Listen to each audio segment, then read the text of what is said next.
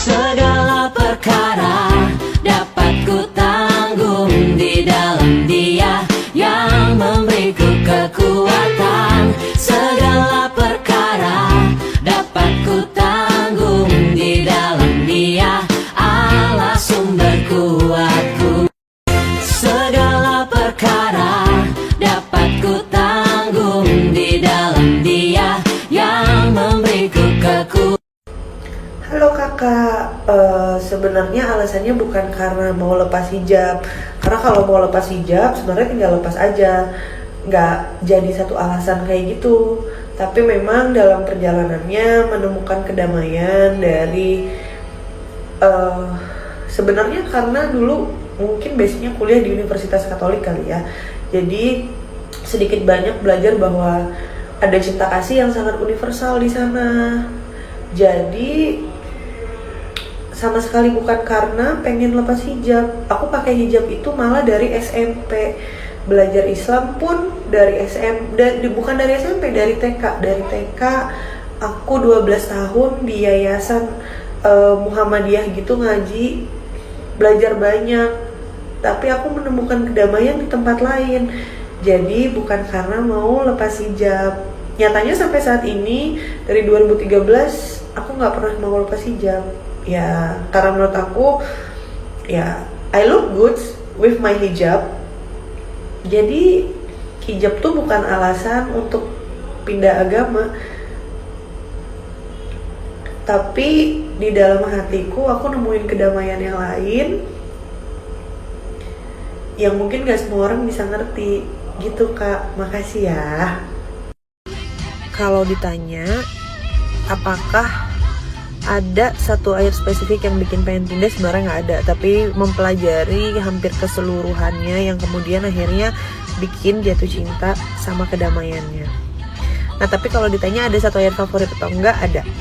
Ayat favorit aku itu Mazmur 23 yang bilang kalau Tuhan adalah gembalaku, takkan kekurangan aku. Ia membaringkan aku di padang rumput yang hijau. Ia membimbing aku ke air yang tenang. Ia menyegarkan jiwaku. Ia menuntun aku di jalan yang benar oleh karena namanya. Itu. Nah, kalau ini pendapatnya sama banget. Karena aku mulai jatuh cinta itu 2013. Terus 2017 aku nikah sama muslim. Jadi gak ada hubungannya sama cowok.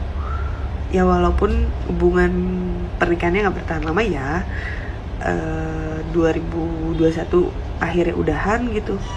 Tapi mencintai Tuhan bukan karena laki-laki. Sorry. Wah, ini komentar yang paling bikin aku sedih sih.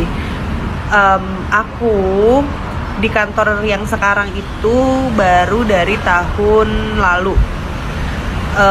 Terus aku jatuh cinta sama ajaran Kristus itu dari 2013. Jadi nggak ada hubungannya sama teman-teman pengacara aku yang Kristen.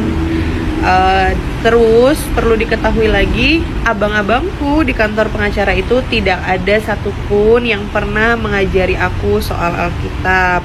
Tidak pernah ada yang membahas soal keimanan kami masing-masing. Bahkan awal-awal aku di kantor, aku sering minta izin kalau ada agenda hari Minggu yang harus ketemu klien gitu misalnya. Aku sering minta izin ke bos aku, ke abang aku untuk, "Bang, maaf, ayah cuman bisa sampai jam 4 soalnya nanti jam 5 mau gereja." Nah itu bos aku aja kaget banget. Karena memang bos aku sama sekali gak pernah mempertanyakan agama, gak pernah mengajarkan kita untuk jadi agama tertentu atau mempengaruhi. Jadi aku sangat sedih kalau misalnya lingkungan kantor aku sesama pengacara dibilang sebagai faktor aku untuk memutuskan mencoba kata komen kemarin. Gitu. Bukan takut lagi sih, takut banget sebenarnya. Soalnya ternyata perjalanan iman seseorang itu bisa jadi bahan penghakiman buat orang lain. Ya padahal mungkin pengalaman hidup setiap orang kan beda ya. Jadi harusnya hal-hal mengenai iman seseorang, apa yang dia yakini, apa yang dia percaya, harusnya nggak jadi masalah.